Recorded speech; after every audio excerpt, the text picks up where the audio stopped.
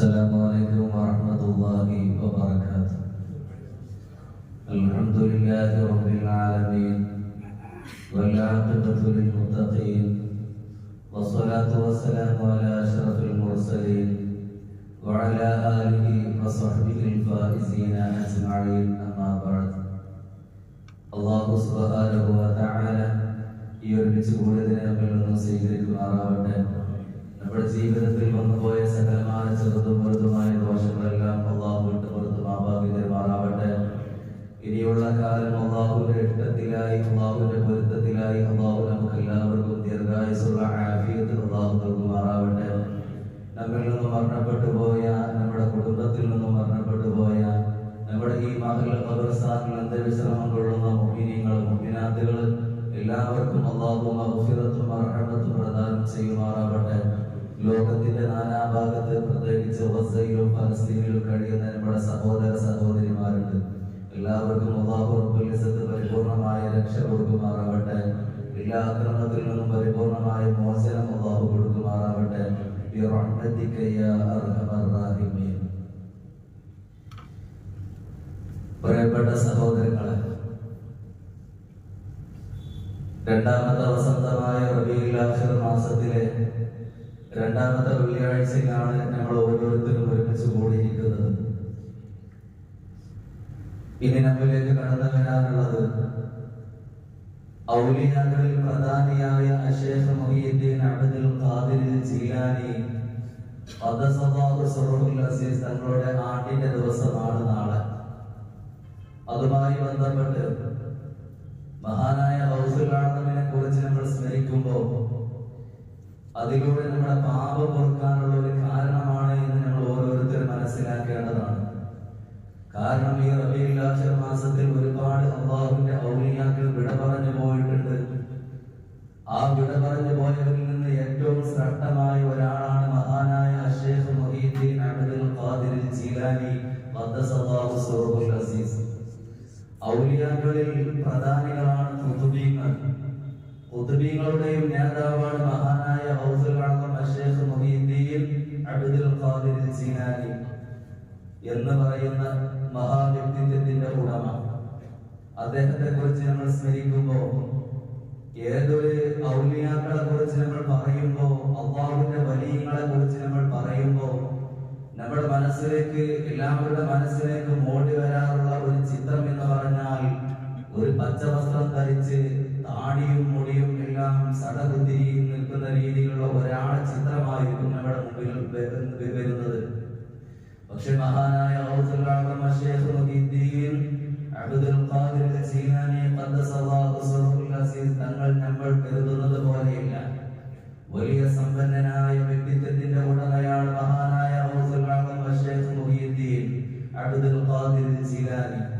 അദ്ദേഹത്തിന് ഒരുപാട് സമ്പത്തിന്റെ വിഷയം അദ്ദേഹത്തിനെ കുറിച്ച് നമ്മൾ പറയുന്ന സമയത്ത് അദ്ദേഹത്തിന്റെ വീടിന്റെ മുമ്പിൽ 5ഓളം ഗോഡൌണുകൾ ഉണ്ടായിരുന്നു എന്നാണ് ചരിത്രത്തിൽ പറയുന്നത്. അദ്ദേഹത്തിന്റെ ആ സമ്പത്ത് സൂക്ഷിക്കുന്നതിന് വേണ്ടിയിട്ട് 5ഓളം ഗോഡൌണുകൾ ഉണ്ടായിരുന്നു. അതേപോലെ അന്നത്തെ കാലത്ത് 5ഓളം കപ്പൽ അദ്ദേഹത്തിന് സ്വന്തമായി ഉണ്ടായിരുന്നു എന്നൊക്കെ ചരിത്രത്തിൽ കാണാം. എങ്കിലും ഇത്രത്തോളം അനുഗ്രഹങ്ങൾ അല്ലാഹു റബ്ബുൽ ഇസ്സത്ത് അദ്ദേഹത്തിന് ചെയ്തു കൊടുത്തിട്ടും അല്ലാഹ് എന്നുള്ള ചിന്ത അദ്ദേഹത്തിന്റെ മനസ്സിൽ നിന്നും ഒഴിഞ്ഞു പോയിട്ടുണ്ടായിരുന്നില്ല. സദാസമയം അല്ലാഹു അല്ലാഹു എന്നുള്ള ചിന്തയായിരുന്നു അവർ മഹാനായ ഗൗസുൽ ആദമിന്റെ മനസ്സിലുണ്ടായിരിക്കുന്നത്. അത് അല്ലാഹുവിന്റെ മഹാന്മാരെയും ഔലിയാക്കളെയും നമ്മൾ ഓരോരുത്തരെ കുറിച്ച് നമ്മൾ മനസ്സിലാക്കുമ്പോൾ അവർക്ക് അല്ലാഹുവിന് വേണ്ടിയിട്ടായിരുന്നു ഓരോ നിമിഷങ്ങളും അവർ ജീവിച്ചിരുന്നത്. കാരണം അവരുടെ ജീവിതത്തെ, അവരുടെ മനസ്സിനെ, അവരുടെ ചിന്തയെ സദാസമയം അല്ലാഹുവിന്റെ മുമ്പിൽ സമർപ്പിച്ച വ്യക്തിത്വത്തിന്റെ ഉടമകളാണ് അല്ലാഹുവിന്റെ ഔലിയാക്കൾ.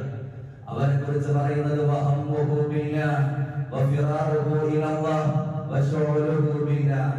അവരുടെ ജോലി, അതേപോലെ അവരുടെ നടത്തം, ഓട്ടം, അവരുടെ സമ്പത്ത് എല്ലാം അല്ലാഹുവിലേക്ക് സമർപ്പിച്ചുകൊണ്ടാണ് അല്ലാഹുവിന്റെ ഔലിയാക്കൾ ജീവിക്കാറുള്ളത്. പക്ഷെ മഹാനായ ഗൗസുൽ ആദം ശൈഖ് മുഹീദ്ദീൻ അബ്ദുൽ ഖാദിർ ജീലാനി ഖദ്ദസല്ലാഹു സിർറുൽ അസീസ് അല്ലാഹു അല്ലാഹുവിന്റെ ഉന്നതമായ ഔലിയാക്കളുടെ സ്ഥാനത്തിൽ ഇടം പിടിക്കാനുള്ള കാരണം അല്ലാഹ് എന്നുള്ള ചിന്ത അദ്ദേഹത്തിന്റെ മനസ്സിൽ എപ്പോഴും ഉണ്ടായതുകൊണ്ടിട്ടാണ്. അദ്ദേഹത്തെ കുറിച്ച് പറയുമ്പോൾ, അദ്ദേഹത്തെ കുറിച്ച് നമ്മൾ സ്മരിക്കുമ്പോൾ മഹാനവറുകൾ പറയുന്നുണ്ട്. മഹാനായ ഗൗസുൽ ആദം ശൈഖ് മുഹീദ്ദീൻ അബ്ദുൽ ഖാദിർ ജീലാനി ഖദ്ദസല്ലാഹു സിർറുൽ അസീസ് അവിടുന്ന് പറയുന്നുണ്ട്, അല്ലാഹ് എന്നുള്ള ചിന്ത എന്റെ മനസ്സിൽ നിന്ന് എപ്പോഴാണോ നഷ്ടപ്പെട്ടു പോകുന്നത് ആ സമയം മുതൽ ഞാൻ മുർത്തദ്ദാണ് എന്ന് മഹാനായ ഗൗസുൽ ആദം പറയുന്ന സമയത്ത് നമ്മുടെ ജീവിതത്തിലേക്ക് നമ്മൾ ഒന്ന് എടുത്തു നോക്കേണ്ടതുണ്ട്. സദാസമയം ദുനിയാവിന്റെ പിന്നാലെ നടന്നുകൊണ്ട് ഒരു നിമിഷം പോലും അല്ലാഹുവിനെ ഓർക്കാത്ത ജീവിതമാണ് നമ്മൾ കാഴ്ചവെച്ചിട്ടുള്ളത് എങ്കിൽ അല്ലാഹുവിന്റെ ഔലിയാക്കളായ ആളുകൾ സദാസമയം അല്ലാഹുവിനെ ചിന്തിച്ച ആളുകളാണ്. നമ്മളാണെങ്കിലോ നമ്മുടെ ശരീരം, നമ്മുടെ ദേഹേച്ഛകൾ എങ്ങനെയാണോ നമ്മളോട് ചിന്തിക്കുന്നത് ആ രീതിയിലാണ് നമ്മൾ ഓരോരുത്തരും ജീവിക്കുന്നത് എങ്കിൽ മഹാനായ ഗൗസുൽ ആദം ശൈഖ് മുഹീദ്ദീൻ അബ്ദുൽ ഖാദിർ ജീലാനി ഖദ്ദസല്ലാഹു സിർറുൽ അസീസ് അദ്ദേഹത്തിന്റെ ഒരു ചരിത്രം നമുക്ക് ഓരോരുത്തർക്കും മനസ്സിലാക്കാൻ വേണ്ടി ഞാൻ പറയുകയാണ്. ഒരു ദിവസം മഹാനായ ഗൗസുൽ ആദം ശൈഖ് മുഹീദ്ദീൻ അബ്ദുൽ ഖാദിർ ജീലാനി ഒരു രാത്രിയുടെ സമയത്താണ് അദ്ദേഹത്തിന്റെ വീടിന്റെ കോണിപ്പടി ഇങ്ങനെ ഇറങ്ങി വരുന്ന സമയത്ത് മഹാനവറുകൾക്ക് വല്ലാത്ത ക്ഷീണം തോന്നുകയാണ്, വല്ലാത്ത കുഴക്ക് അദ്ദേഹത്തിന് അനുഭവപ്പെടുകയാണ്. രാത്രിയാണല്ലോ, ഒന്ന് ഉറങ്ങിക്കൂടെ എന്ന് അദ്ദേഹത്തിന്റെ മനസ്സ് തോന്നിപ്പിച്ചപ്പോ പക്ഷേ മഹാനായ ഗൗസുൽ ആദമിന്റെ ആത്മാവ് അവിടെ വെച്ച് ഉണരുകയാണ്.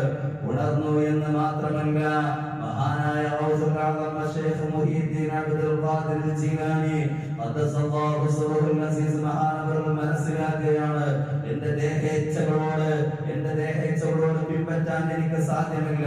നേരം പുലരുവോളം അദ്ദേഹം ആ കോണിപ്പടിയിൽ നിന്നുകൊണ്ട് ഒരു ഖത്മ പൂർത്തിയാക്കി എന്നാണ് ചരിത്രം പറയുന്നത്.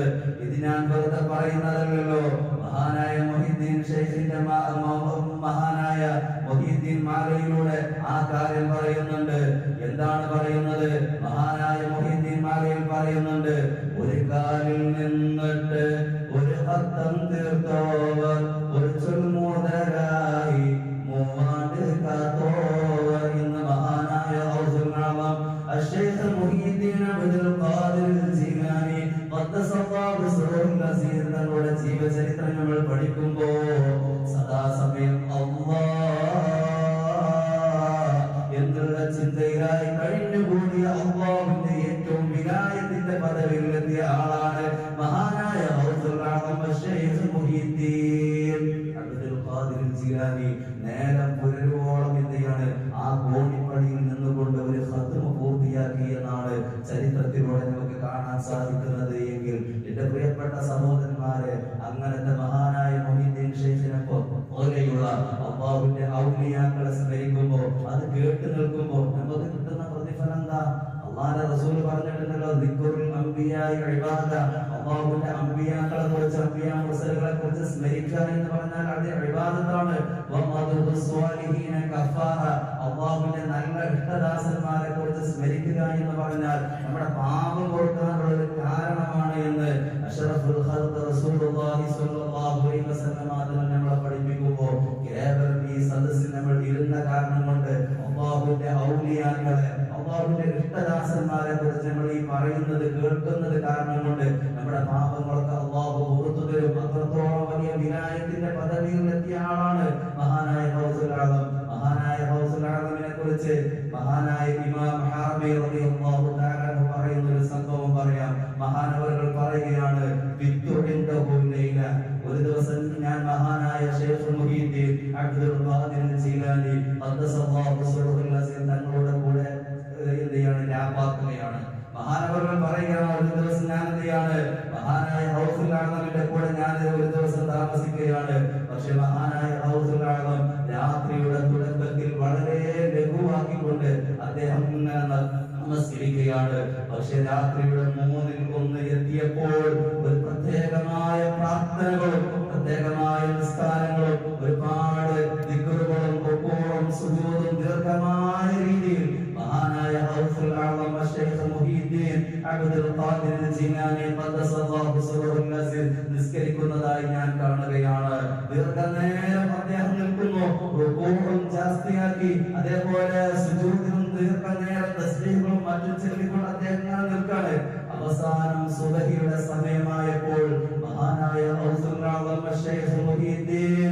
അബ്ദുൽ ഖാദിർ ജീലാനി ഖദ്ദസല്ലാഹു സിറഹുൽ അസീസ് തങ്ങൾ കരയാൻ തുടങ്ങുകയാണ്.